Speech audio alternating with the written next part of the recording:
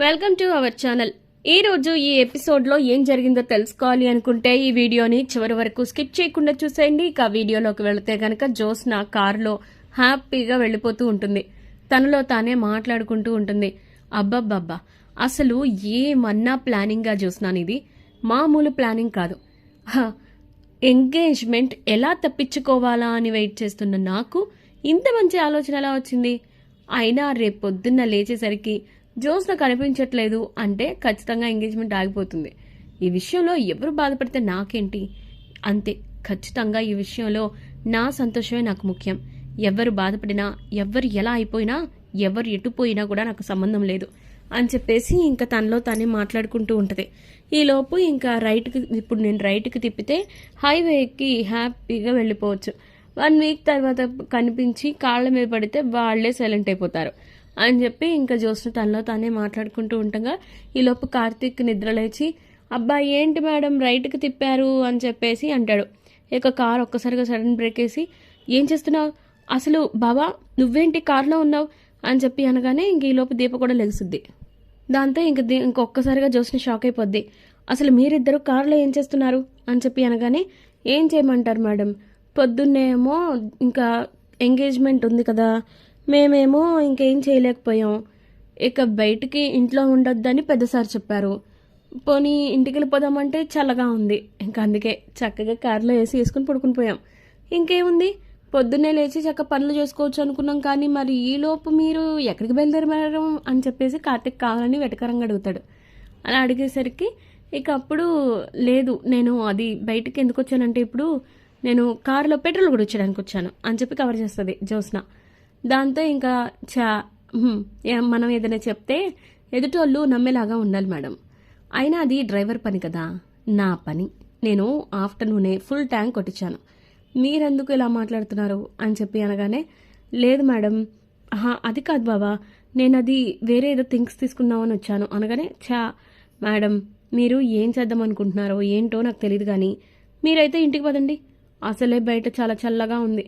పైగా పొద్దున్నకి మీరు ఎంగేజ్మెంట్లో కూర్చోవాలి. మీరు ఇలాగా స్ట్రెయిన్ అయిపోయి ఫ్రెష్గా ఉండకపోతే ఎలా చెప్పండి?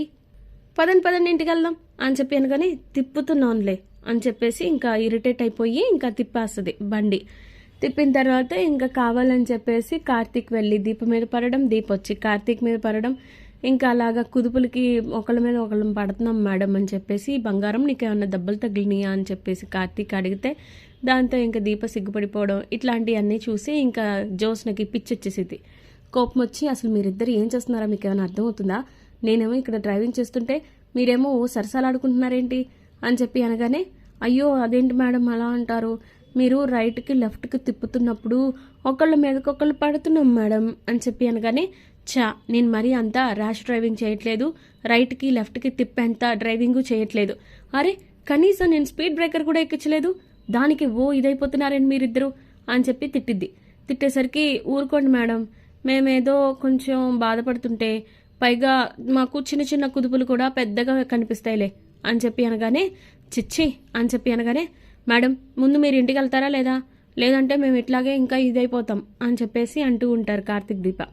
ఇక ఆ మాట అనేసరికి ఇంకా జ్యోత్స్నకి, వెళ్తున్నాను బాబా వెళ్తున్నాను, నువ్వు ఇంకా నన్ను ఇరిటేట్ చేయకు అని చెప్పి ఇంకా స్పీడ్గా తీసుకెళ్ళిపోయి దింపేసిద్ది ఇంటి దగ్గర. దాంతో ఇంకా వెళ్ళండి మేడం, మీరు వెళ్ళి హ్యాపీగా ఏసీ వేసుకుని పడుకోండి, మేము ఈ కార్ ఏసీలోనే పడుకుంటాం అని చెప్పేసి ఇంకా అలా వెళ్ళిపోతుంది. వెళ్ళిపోయిన తర్వాత మరో పక్క ఇంట్లోనేమో పారిజాతం టెన్షన్ పడిపోతూ ఉంటుంది.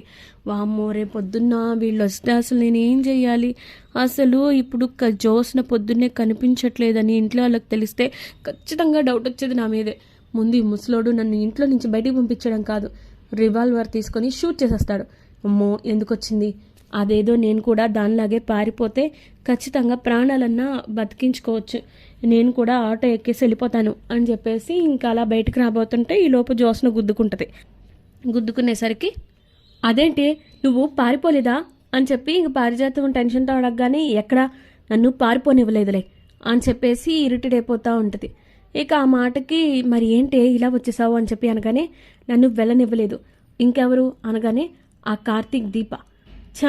కారులోనే పడుకొని నా ప్రాణాలు తీశారు, నేనేమో కారులో వెనకాల చూసుకోలేదు. సగం దూరం వెళ్ళేసరికి వాళ్ళిద్దరు లేచి సరసాలు ఆడుకుంటున్నారు నా కళ్ళ ముందే. అందుకే మండిపోయి ఇంకా వెనక్కి తీసుకొచ్చేసాను. ఏం చేయాలో అర్థం కావట్లేదు అని చెప్పేసి అనగానే, ఏం చేస్తావే మరి, రేపొద్దున్న ఎంగేజ్మెంట్ కదా అనగానే, అదే తెలీదు, సర్లే నువ్వైతే వెళ్ళి పడుకో అని చెప్పేసి ఇంకా ర్యాష్గా వెళ్ళిపోద్ది. ఇక మార్నింగ్ అయ్యిద్ది. మార్నింగ్ అయ్యేసరికి ఇంకా తోరణాలు కడతా ఉంటాడు కార్తీక్. అలాగే ఇంకా దీపేమో కాఫీ తీసుకొచ్చిచ్చిద్ది. బాబా ఇదిగో కాఫీ అనగానే, ఏంటి ఏమైంది అలా ఉన్నావు అని చెప్పి అనగానే, అవును నువ్వు కాఫీ తాగావా అని కార్తీక్ అడుగుతాడు. పైకి కాఫీ తాగేంత ప్రశాంతంగా కనిపిస్తున్నా లోపల మనసులో మంచినీళ్ళు తాగేంత ఇది కూడా కనిపించట్లేదు బాబా అని చెప్పి అనగానే, ఎందుకు దీప అంత టెన్షన్ పడుతున్నావు అనగానే, ఏం బాబా నీకు తెలీదా ఏంటి చెప్పు అని చెప్పి అంటది ఇంకా దీప. చూడు, ఇది మనకు తెలిసొచ్చే బాధ కాబట్టి మనం ఏం చేయలేం. నువ్వు కాస్త ప్రశాంతంగా ఉండడానికి ప్రయత్నించు. ఎంతైనా జరిగేదే జరుగుతుంది. ఏం జరిగినా అది మన మంచికే అనుకోవడం తప్ప మనం ఇంకేం చేయలేం అని చెప్పి దీపకి చెప్తాడు కార్తీక్. మరోపక్క ఇంకా ఇంకా జ్యోత్స్న అలాగే పారిజాతం ఇద్దరు మాట్లాడుకుంటూ ఉంటారు. జ్యోత్స్న రెడీ అయిపోద్ది. రెడీ అయిపోయిన తర్వాత, ఏంటి గ్రాని పెళ్లి వాళ్ళు వచ్చారా అని చెప్పి అనగానే, లేదే కానీ వస్తారేమోనని టెన్షన్గా ఉంది అని చెప్పేసి అంటూ ఉంటుంది. ఇంకా పారిజాతం అలా అనేసరికి, ఇప్పుడు రాకపోవచ్చు కానీ మరి కాసేపట్లో మగపెళ్లి వాళ్ళు వచ్చేస్తారు. ఆ గౌతమ్ గాడితో నా ఎంగేజ్మెంట్ జరుగుతుంది అంటే చాలా ఇదిగా ఉంది బాబు. అసలు గ్రాని అసలు ఏం చేయాలో అర్థం కావట్లేదు. అయినా ఇప్పుడు ఇంక చేయడానికి కూడా లేదు. నన్ను పారిపోనివ్వకుండా చేసి ఉన్న ఒక్క ఆప్షన్ని కూడా ఆ కార్తీక్ దీప చెడగొట్టారు. సో ఇప్పుడు నాకున్నవి రెండే ఆప్షన్స్. ఒకటి, నేను నోరు మూసుకొని ఆ గౌతమ్ గాడితో ఎంగేజ్మెంట్ చేయించుకోవడం. 2, నోరు తెరిచి ఆ గౌతమ్ గాడు అష్టదరిద్రుడు అని చెప్పడం. ఈ 2 జరగకపోతే ఖచ్చితంగా నష్టపోతాను. కానీ ఒకవేళ నోరు మూసుకొని నేను వాడితో ఎంగేజ్మెంట్ చేయించుకుంటే నా జీవితమే నాశనం అయిపోతుంది. కానీ ఒకవేళ వాడి పేరు చెప్తే ఖచ్చితంగా నా పేరు పోతుంది. ఏం జరిగినా 2 పోయేది నా వల్లే, నా జీవితమే అని చెప్పేసి బాధపడుతూ ఉంటుంది. మరి ఏం చేద్దామే ఇప్పుడు అని చెప్పి గ్రాని అడిగేసరికి, 3వ మార్గం ఒకటి ఉంది గ్రాని, కానీ అది చేయాల్సింది నువ్వే అనగానే, చెప్పవే చెప్పు, ఈ ఎంగేజ్మెంట్ ఆగిపోవడానికి నేనేం చేయమన్నా చేస్తాను అని చెప్పి అనేసరికి, అయితే వెళ్ళి ఆ దీప కాళ్ళు పట్టుకో అని చెప్పి జ్యోత్స్న చెప్పిద్ది. ఏం మాట్లాడుతున్నావే, నేను వెళ్ళి ఆ దీప కాళ్ళు పట్టుకోవడం ఏంటి అని చెప్పి అనగానే, అవును ఇప్పుడున్న పరిస్థితుల్లో అదొక్కటే మార్గం. నువ్వు వెళ్ళి దాని కాళ్ళు పట్టుకొనైనా సరే బతిమలాడు. గౌతమ్ ఎంత వెదవో దానితోనే చెప్పించే ప్రయత్నించే. అప్పుడు ఖచ్చితంగా మనం అనుకున్నట్లు జరుగుతుంది. ఇక ఆ దీప బ్లేమ్ అయిపోతుంది. నా నోటి నుంచి రాలేదు కాబట్టి నేను సేఫ్ అవుతాను. దీపే చెప్తుంది కాబట్టి దీపే పెద్ద ప్రాబ్లం క్రియేట్ చేసినట్లు అవుతుంది. సో ఈ ఎంగేజ్మెంట్ కూడా ఆగిపోతే దానివల్లే ఆగిపోయిందని చెప్తుంది అని చెప్పి అనగానే, అది నిజమే కానీ ఇప్పుడు నేను మళ్ళీ వెళ్ళి దాన్ని కాళ్ళు పట్టుకోవాలా అనగానే, తప్పదు గ్రాని, కొన్నిసార్లు తప్పదు. చూడు, ఇప్పుడు మన పని అవ్వాలంటే ఖచ్చితంగా దాని కాళ్ళు పట్టుకోవాల్సిందే. దాన్ని సెంటిమెంట్తో కొట్టు, ఖచ్చితంగా మనం అనుకున్నట్లు జరుగుతుంది అని చెప్పి అనగానే, సరే అయితే ట్రై చేస్తాను అని చెప్పేసి వెళ్ళిద్ది. ఇక మరో పక్క శివనారాయణ అలాగే దశరథ్ మాట్లాడుకుంటారు. అయినా మీ చెల్లి ఇంకా రాలేదా అని చెప్పి అనగానే, రాలేదు నాన్న, చూడాలి. మరి ఏ అంటే, చూడాలేంట్రా, అది రావాలంటే కారు పంపాలి కదా అనగానే, అవునవును కారు పంపాలి నాన్న అని చెప్పి దశరథ్ కొంచెం మనసులో హ్యాపీగా ఫీల్ అవుతూ ఉంటాడు కూతురు గురించి మాట్లాడేసరికి. పంపితే సరిపోదు, నువ్వు కూడా వెళ్ళి తీసుకురా అని చెప్పేసి వెళ్ళిపోతాడు. మరో పక్క ఇంకా సుమిత్ర ఏమో కార్తీక్తో మాట్లాడుతూ ఉంటుంది. అందరూ వస్తున్నారా, గెస్టులు అందరూ వచ్చేస్తున్నారు కదా, అయినా మీ అమ్మ ఇంకా రాలేదంటే దానికి అర్థం ఏంటి అని చెప్పేసి బాధపడుతూ ఉంటుంది. లేదులే అత్త, వదిలే, మా అమ్మ ఏమో వస్తుందో రాదో నాకు తెలీదు అని చెప్పి అనగానే, అదేంటి అలా అంటావు, ఇంకా సేపట్లో మగపిల్లి వాళ్ళు వస్తారు, మేనత్త లేకపోతే ఎలా చెప్పు అని చెప్పి బాధపడుతూ ఉంటుంది. ఈలోపు ఇంకా దశరథ్ వస్తాడు. దశరథ్ వచ్చి, కార్తీక్ పద మనం మీ ఇంటికి వెళ్ళి అమ్మని తీసుకొని వద్దాం అని చెప్పి అనగానే, వదిలే మావయ్య, అమ్మ రాదు అని చెప్పి అనగానే ఒకసారిగా ఇంకా సుమిత్ర దశరథులు షాక్ అయిపోతారు. ఎరా ఎందుకు రాదు అని సుమిత్ర అడుగుతుంది.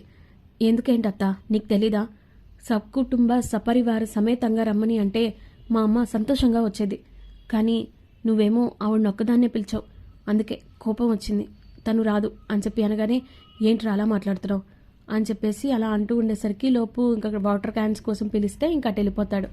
వెళ్ళిపోయిన తర్వాత ఇంక సుమిత్ర ఏమో, చూసారా ఎలా మాట్లాడుతున్నాడో, నేనే ఏదో చేసినట్టు మాట్లాడుతున్నాడు అని చెప్పి బాధపడుతూ ఉంటుంది. ఇక మరోపక్క దీప దగ్గరికి ఇంకా గ్రాని వెళ్ళిద్ది. పారిజాతం వెళ్ళి దీపానితో ఒక విషయం మాట్లాడాలి అనగానే, ఏంటి చెప్పండమ్మా అని చెప్పి అనగానే, మన ఇద్దరం యజమాని పని మనిషిలాగా కాకుండా మనుషుల్లాగా మాట్లాడుకుందాం. సుమిత్ర నిన్ను ఒకప్పుడు కన్న కూతురు కన్నా ఎక్కువగా చూసుకుంది అవునా అనగానే, అవునమ్మా ఆ రుణం తీర్చుకునే పరిస్థితి నాకు ఎప్పటికి వస్తుందో తెలియదు అనగానే అది ఇప్పుడు వచ్చింది. అవును, ఆ గౌతమ్ ఎంత వెదవో, నువ్వు నోరు తెరిచి అందరి ముందు నిజం చెప్పు, ఈ ఎంగేజ్మెంట్ ఆపే, అప్పుడు ఖచ్చితంగా నువ్వు రుణం తీర్చుకునే పరిస్థితి వస్తుంది. సుమిత్ర జీవితం అలాగే ఇంటి భవిష్యత్తు, జ్యోత్స్న భవిష్యత్తు నాశనం అవ్వకుండా ఉంటుంది అని చెప్పి అనగానే ఓహో అటు తిప్పి ఇటు తిప్పి నా మీదకి పెడుతున్నారా అని చెప్పి దీప మనసులో అనుకుంటా ఉంటుంది.